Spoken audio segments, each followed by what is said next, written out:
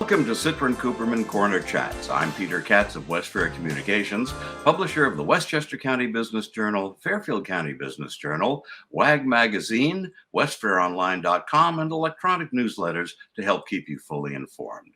On this edition, we're joined by Shakeel Hussain, a business advisory solutions partner at Citrin Cooperman.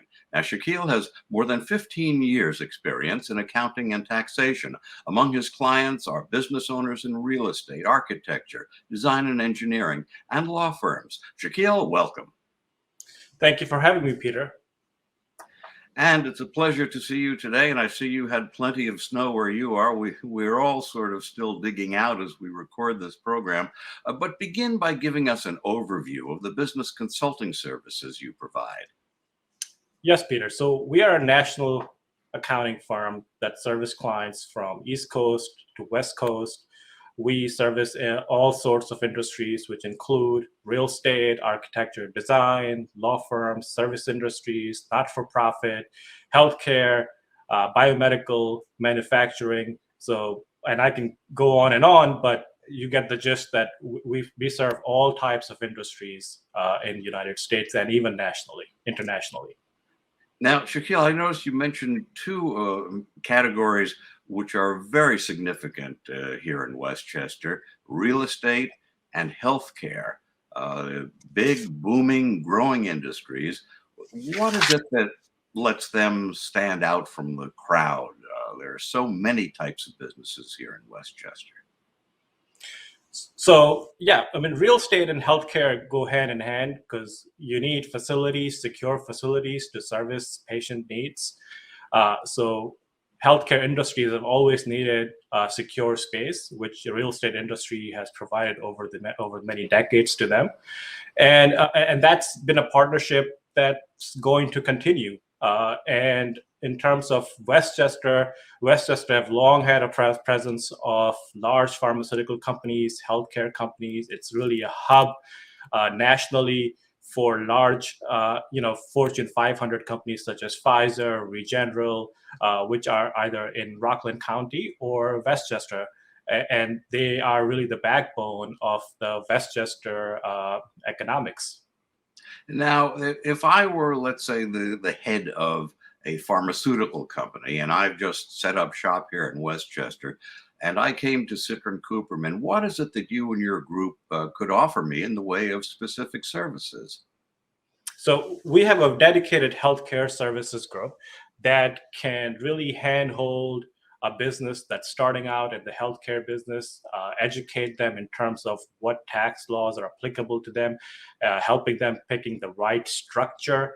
Because as you're aware, healthcare is not in just of taxation, but it's also a highly regulated industry in terms of when you're dealing with patient data and when you're dealing with other types of secure information. So we can really educate clients. We work with attorneys, especially who specialize in healthcare field. We take care of the compliance. And as the practice or the healthcare industry or the business grows, we also help them and provide valuable services and getting them ready if there is oftentimes an investor that's looking to invest or buy the practice out. And the same thing for the other major industry here in Westchester, real estate and development. And that goes hand in hand with residential and both the business side, the commercial side of it. What does Citrin Cooperman, what does your group do when you have a real estate client? Real estate is often, market driven. A lot of it is location. And as you're aware, post COVID or pandemic, the areas around New York City has especially seen a boom, and prices are through the roof, whether it's residential or even in commercial spaces where companies are looking to move out of New York City into either Westchester, Long Island, Rockland County, or even in New Jersey. So the real estate has taken off in outer boroughs or even in a certain diameter of New York City as businesses expand out. And that's driven by either businesses are looking to downsize and also driven by labor shortages because a lot of people were commuting to New York City pre-COVID. And now with this hybrid work environment, companies want to offer an alternate space to people outside of New York City where they can go and work if they have certain challenges that they can't work from home. Now, let's suppose for a minute that I happen to own a real estate operation that controls several office parks here in Westchester. What specific services do you think I would need for keeping things running and keeping myself out of trouble with, say, the Internal Revenue Service? Sure. So every year, every business has a tax filing requirement, whether they're structured as a partnership, as a corporation, S corporation. Typically in real estate, they are set up as a partnership and there are multiple partners involved. So we provide tax compliance services. We also provide tax advisory services as the year close. We look at we look at the data for the year end and provide planning as to what can be done in a legal framework. As to save on some few tax dollars. We also provide as real estate industry, there's always a lot of dollars involved in rehab, renovations of properties. So we always get involved and take a lead in trying to figure out what qualifies for accelerated depreciation, what qualifies for direct expense under repair regulations to provide maximum bang for the buck for our clients. Real estate is also transactional driven. A lot of times if there's an office park and some partners want to get out because they have cash needs or they think that they want to invest in other deals or other partners are trying to come into the partnership because they think it's a good investment for them. So we provide support services in terms of how the transaction can be structured. So it's tax efficient for both parties, investors coming in and the existing investors that are in the deal. If I'm doing something like a recapitalization or refinancing my properties, is it important to work with an accounting expert? Absolutely. Because first thing the bank in the post-COVID environment are going to ask is the financial data. And we have a large audit and a test group here in White Plains office, and of course out of our New York City office that is very well versed in all the audit issues that come about when a real estate partnership or an entity that's invested in real estate needs an audit that needs to be presented to a bank to secure financing. And in addition to that, we also provide other support in terms of due diligence, in terms of getting the books ready for audit ready posture in certain cases where the client may not have a financing need today, and there is no audit requirement, but they want to be ready in terms of next year or the year after, where the books are in audit ready posture, so the audit can be completed or a review of a financial statement can be completed very quickly so that they're able to secure financing. One reason that businesses very often turn to accounting firms for help is because of taxation and changes in the tax laws. Now, Shakeel, are you aware of specific changes that could help or hurt businesses in the coming tax season? So the good news on that front is everybody at this point have heard of the Build Back Better Act. And at this point, the Build Back Better Act is sort of, for lack of better words, stuck in the Senate. And so there are certain provisions in there that could impact the individual taxations of high net worth individuals. But a lot of the provisions that were in there that were supposed to impact businesses are really at this point have been tabled. But one thing we do know from bills that go from Congress to Senate and they don't go anywhere, that doesn't mean that they're dead. They just sit there for the right time. And we don't know when that right time is going to be, or when the Biden administration or the administration after that is going to pick it up, make some more changes, and try to push it through Senate and the Congress again. So at this point, what I would say is that if you have done for 2021, you've closed out to your year. 2022 is going to be pretty consistent unless there's a drastic change that happens in terms of what's happening in our Senate. Now, when you handle a company's financials, is there a way for you to be flexible so that you can react quickly to any tax changes that Washington puts in place? Sure.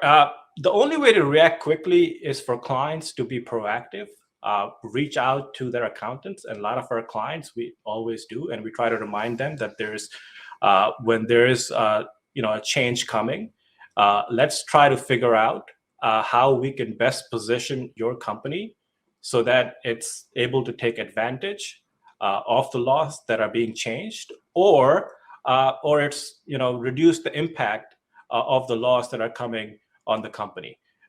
So we always work with client, and the only thing that requires is being proactive, working with your accountants. And so we always reach out to our clients, and we always ask our clients if there's something that's coming up, reach out to us before it becomes an issue.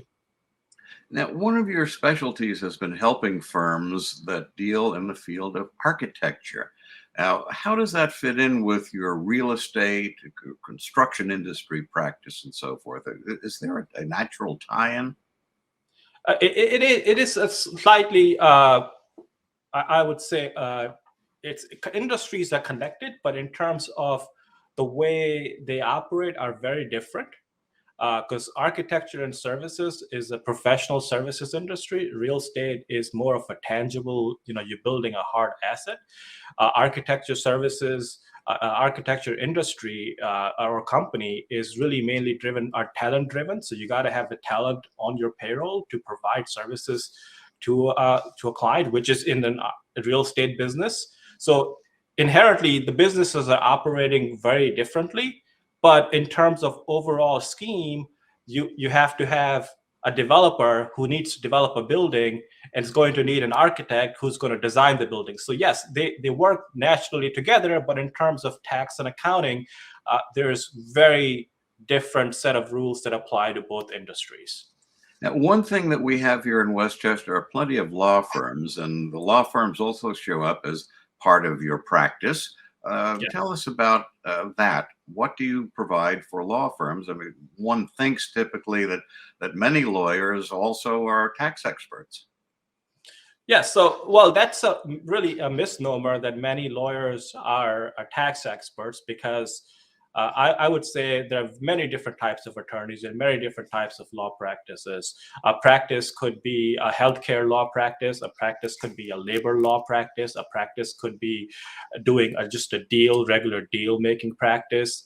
A practice could be focused solely on real estate.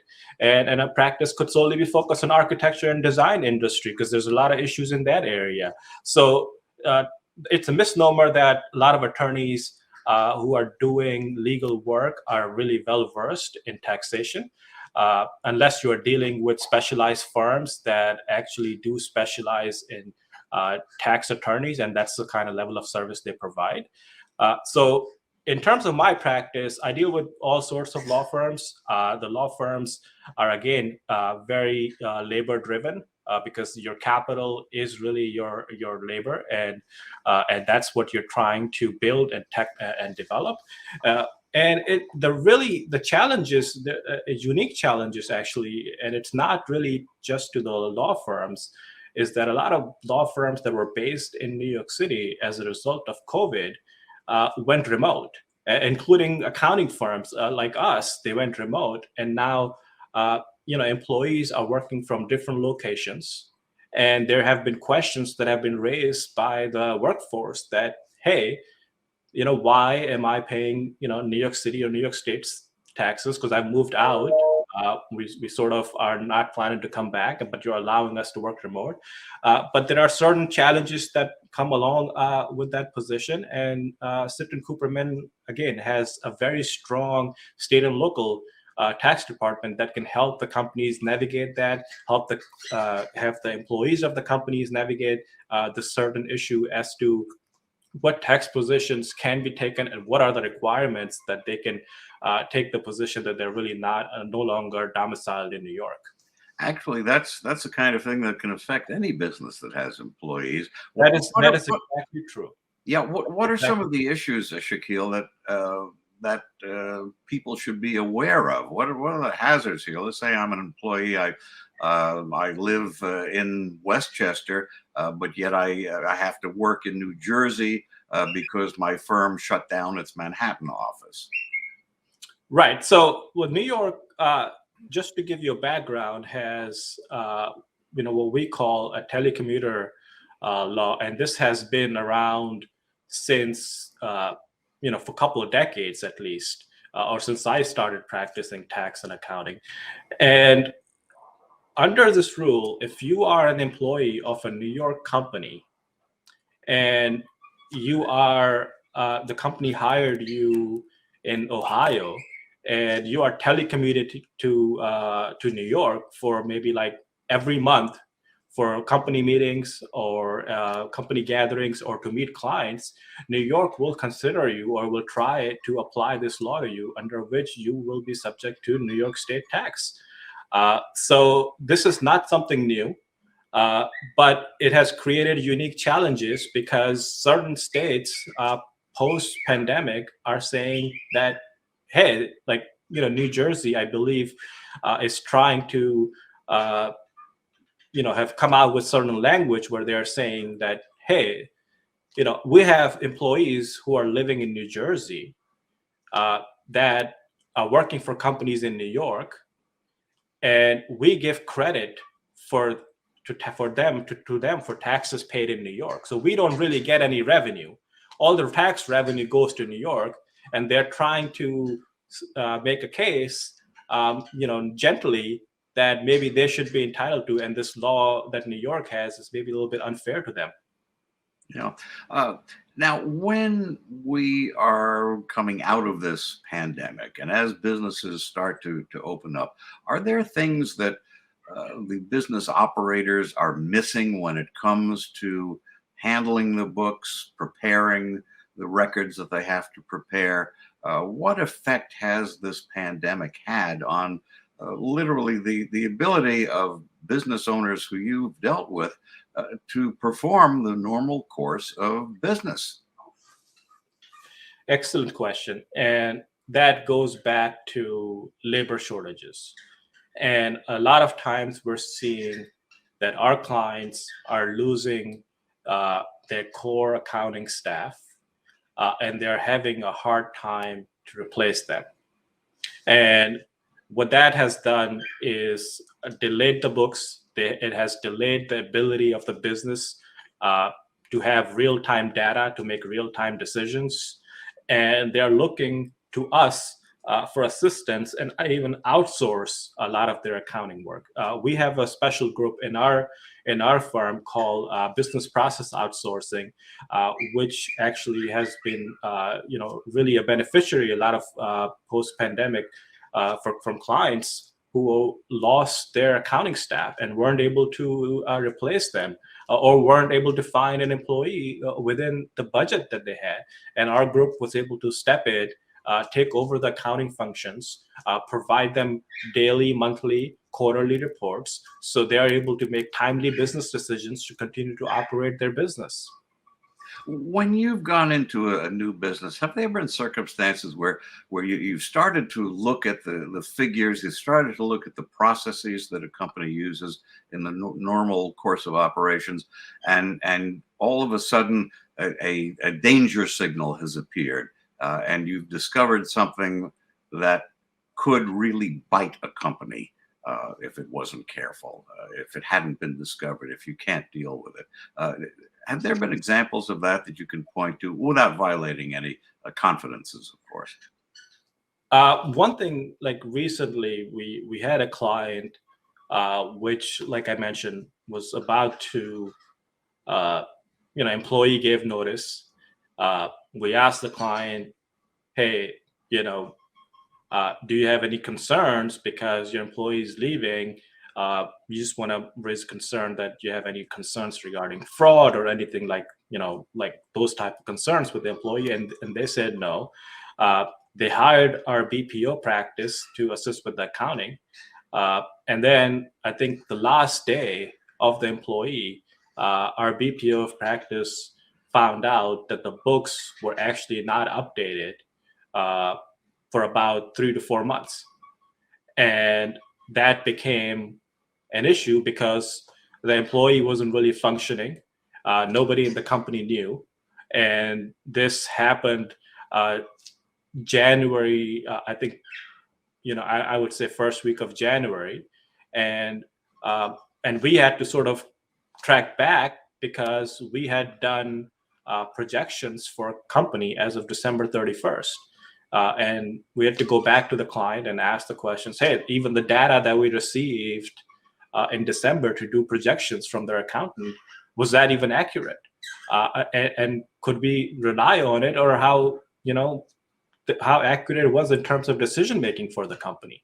So that's one example, like in terms of, when you are a small company and you're operating and you have one person doing the accounting, sometimes there's lack of supervision. And we always stress to our clients, you have to have some sort of control, to have some sort of supervision from management, so that you're not surprised by these types of issues that come up. Is it fair to say that an important part of the services that you provide to your clients is the continuity of being there month after month, just to be sure things are running smoothly and the entries are made? Absolutely. Consistency is key in a lot of industries. Our clients are long-term clients. We try to build long-term relationships. Any client that we have, we're not looking for a 1, 2, 3, 4-month relationship that we do a transaction. We're trying to build a long-term relationship, trying to find a business model, try to be an advisor to them in terms of not just 1 year, 2 year, but over the course of a decade. We want to help them grow. We want to be their partner when they go from a $500,000 business to $1 million business to a 5 million and then 10 million and so on. So we want to be with them. We want them to succeed. And that's if they succeed, we succeed. Now, how have things changed, let's say, over the past decade, for example, in your practice? What has changed? Has the awareness of many of your clients changed as to the need for your services? Have clients attempted to do more on their own? Just what changes have you seen in relationships over the past, say, decade? I think it's not a question of in the past decade. I think it's a question of uh, where the company is in its life cycle. And with startup companies, there are certain unique challenges that come. They require a lot of hand holding, and we're involved every step of the way. And then as they grow and as they succeed, they invest in their internal accounting department. That has another set of challenges that relates to supervision, that relates to internal controls that they need to develop, and we can assist them in developing all those things. And as they grow post that, they may get investors and they may want to grow even more, and they have an audit requirement, and we come in and we can sort of take their books, and a lot of times audits are done on a GAAP basis, generally accepted accounting principles, and not on the income tax basis. So we have a whole group that can come in and do a GAAP basis audit, and then they go on from there. Ultimately, there is an exit strategy. Sometimes these businesses are designed to just go on forever as a family, as family generations take over. And then sometimes there's an exit strategy that the owners want to get out. So if they reach a certain valuation, we come in and assist them. If there's a certain buyer, we help them close the transaction and get the deal done. Or just how do you help a client form strategies, and not just a strategy of when to sell or when not to sell, but strategy of how to build a business, how to make it more profitable? The build part of building every business required certain decision-making models. And for that, you need good data, and you need to have business relationships. And so we definitely help our clients trying to figure out, hey, you know, this is the market you're in. Uh, if you need us to introduce you to somebody, we can definitely introduce you, make certain referrals within the confines of what we can do. And in addition, we also help them, provide good data. Whether they should lease an equipment or whether they should buy an equipment, or should they put something, if there's a project that's going on, when is it beneficial to put that project in service? Should they put it into service in December, or should they wait another year because the tax rates are changing? Uh, and would it be better for them if there's a tenant that wants to lease the space, they give them the TI dollars up front, or should they have the tenant do the work and give some sort of a rent concession built into the rent? So these are all the decisions that affect how the cash flow decisions, how the business operates, and what the economics of the business are. And a lot of times they impact the tax bill that's due at the end of the year. To what extent, when you're dealing with clients, do you become a teacher, an educator, or is it that clients really don't need to know anything about taxation, let's say, and leave the complexities totally up to you? Believe it or not, clients are very curious. They always like to learn how they can save. And so being a teacher is an everyday job as a CPA. You're always teaching not just the client, you're always teaching your staff, you're trying to build the next talent pool. And so being a teacher is an everyday job. And when it comes to clients, we try to educate them as best we can, because if they can do more functions and get educated, then it makes our job easier, and it makes them happy, because they're able to take certain functions and they're able to do on their own, and they just need us to sort of supervise or check the work that they're doing. If I were a client who did not have Citrin Cooperman on my side, and I had the potential to become a Citrin Cooperman client, what is it that you would be telling me about how I would benefit? So one thing I will say is Citrin Cooperman will always be by your side. Citrin Cooperman will always, you call us, we'll pick up your phone, you will get service that you cannot compare to other firms.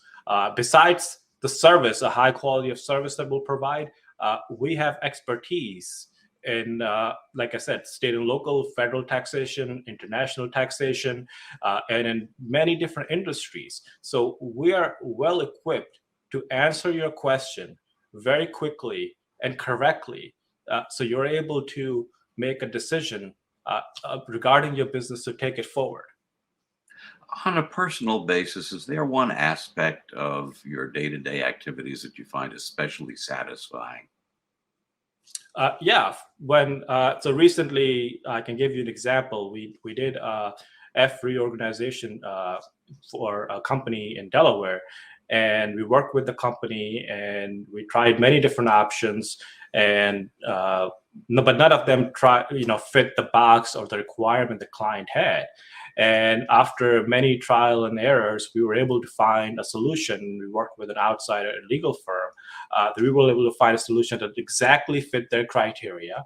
And they were very happy with the solution, that they were still able to retain the benefits that they had given to their existing employees, yet they were able to move forward in a way where they were able to set up so they could utilize the benefits of Section 1202, which is qualified small business stock, going forward. So the transactional, for stuff for the clients, or when the deal is on, and you come up with a solution that satisfies them, and it's something that you can just see when the client calls you can just see in their faces, and that's the most satisfactory thing that I get when I'm dealing with clients. With the Fed set to start raising interest rates. And with the new administration set to start tinkering with the tax code, where do you think businesses are going to be headed when it comes to staying on a sound financial footing? I think the raising of interest rate is a long time coming in a sense that we've had I think a very high amount of inflation in the last year, and in terms of balancing the inflation, I think the interest rates have to be raised. I don't think the Fed really has a choice in terms of not raising the interest rate. I think it's a question of when they're going to raise it. I think they have announced that they're going to raise the rate next time when they have a meeting. So the companies need to be mindful that the borrowing costs are going up, especially companies in real estate world. If they can secure a financing at a low rate right now, that probably will be better than trying to secure a financing in the future. But they've been dealing with these challenges for the last 2 years, where especially in the development cycle, many of my clients who were building buildings, and they had given out a fixed price contract to contractors to build a building, but the price of steel, price of cement, and price of all the other trades that they needed to finish a building had gone up. So it was really a problem for them to keep the construction going and finish the project. So they were really dealing with high inflation, and now when they're nearing the completion of the buildings and they're trying to secure financing, this may be sort of even worse of a news that now they have to deal with banks, which are going to come back and tell them, hey, the interest rates have gone up. This is where you are, and this is going to be the new interest rate. So there are challenges. I think it's just a timing and trying to get ahead of the rising interest rate. If you need financing, try to get secured now. And good advice to start thinking ahead and being able to make the changes that are necessary to stay in business on a healthy basis. Yep. And on that note, we thank you, Shakeel Hussain, for joining us, Business Advisory Solutions Partner at Citrin Cooperman. I'm Peter Katz on behalf of West Fair Communications. Thanks for joining us.